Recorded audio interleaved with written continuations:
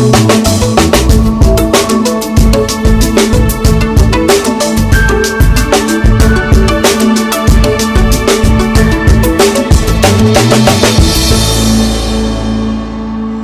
the next person I'd like to introduce to you is Jill Sumerlin. She's a past president of Oregon Council of Teachers of Mathematics, and she's going to give you, and she's a board member still, she's going to give you some information about the resources that OCTM can provide for math teachers.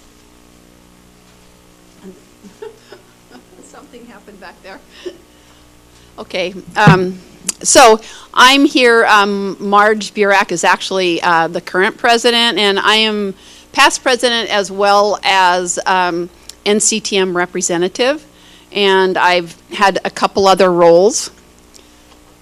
I'm technically retired from Tillamook School District, and I see a couple friends from my county out here that are attending, but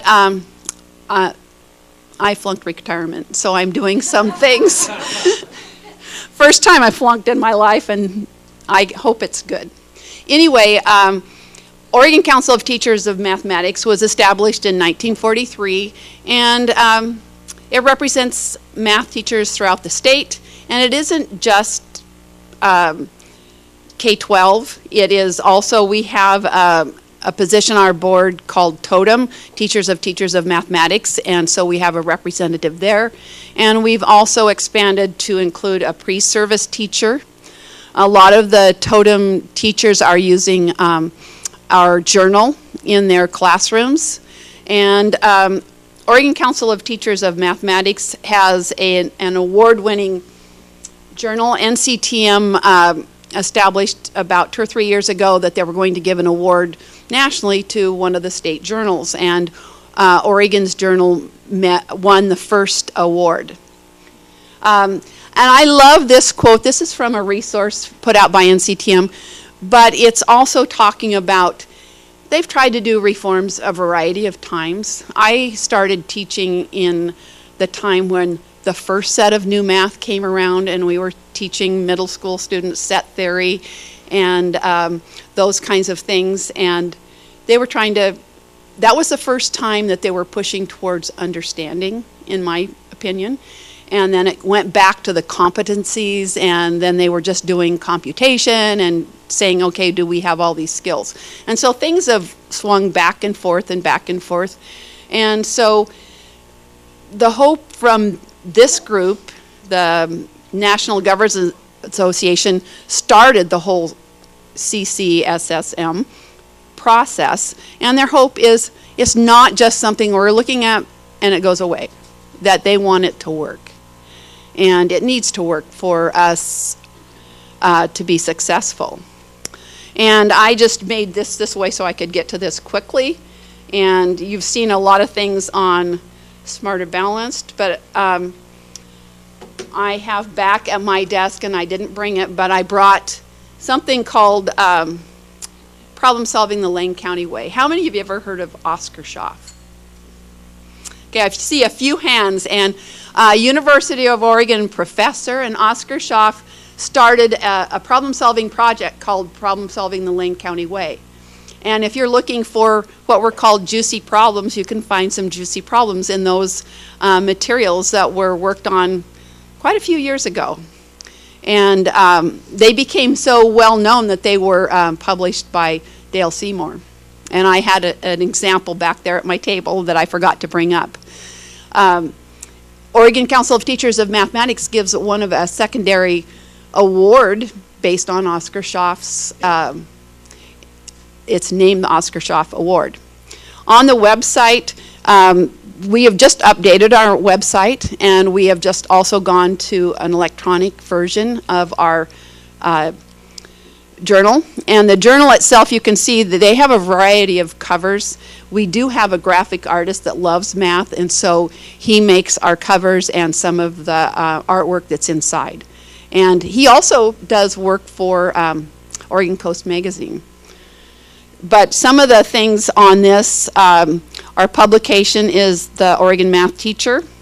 And on the public part of the website, it does have a sample version of that. And so every time we have a there's always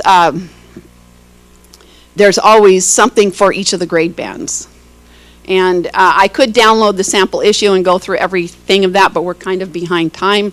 I just finished doing a long-term sub-job in conferences, and so I was just thinking time. And if I had 160 students and they gave us 8 hours over 2 days, that's 960 minutes, I would have 6 minutes per student to do a conference on their what they were doing at this point in time.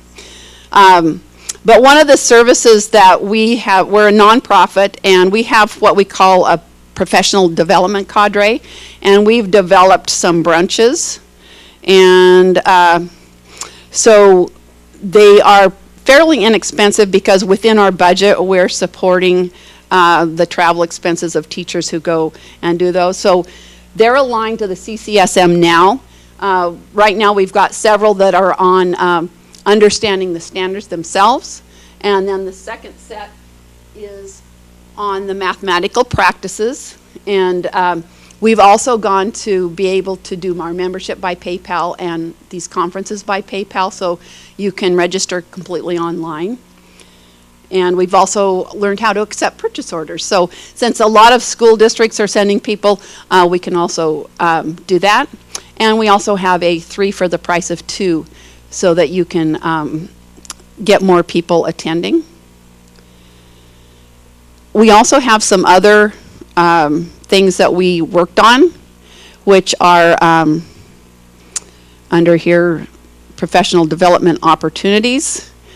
We work closely with the Department of Education. So several years ago when they first had the new Oregon standards and they did moving math education forward, then we worked with ODE to do those workshops. We've worked with ODE in rolling out the new scoring guide. So when we talk about essential skills and the new scoring guide that scores those, we've helped to develop the scoring guide as well as workshops around the scoring guide. So other workshops that we have, well, the two that are there, the new one was the new content standards, the mathematical practices, one called Are You Asking the Right Questions? Here we are in Eugene, and I'm going to be back here on the 23rd at the, I think at the ESD doing one. And that's more about asking questions to drive student thinking. And the second component of that was having the juicy questions. Lesson leverage is designing a lesson that's going to be doing exactly what Deb was talking about earlier, having students share solutions so that it would get to those things in the mathematical practices like critiquing other students' work because they're sharing out and ways of collecting that information. And then writing and choosing good tasks, that was just another one he was talking, assessment for learning, and then the scoring guide and work sample workshop. So one of the things is that we realized in order for all of the state to get involved, because we have some smaller communities that don't have the resources, they don't have curriculum directors, that was one of the roles that we needed to take on to assist the rest of the state in getting the information out. And so we've tried to make these workshops available in different sections of the state so others could have access. So the other thing is that we are also aligned with several of the teacher training at Western Oregon. This last year and this year again is we've been going and doing scoring guide training with their pre-service teachers that are sophomores. And there's a group at Portland State and Southern Oregon. They're all using some of the scoring guide materials in order to train pre-service teachers. So anyway, that's what this role right now was, just to talk about OCTM and the fact that we're assisting and trying to help the people on the ground get in tune with CCSM K through 12 and even the pre-service teachers. So Marge Burak, the president, and I are going to be doing that reasoning and sense making workshop, which is the newest workshop that we're rolling out for later this spring and next fall. So thank you for this opportunity.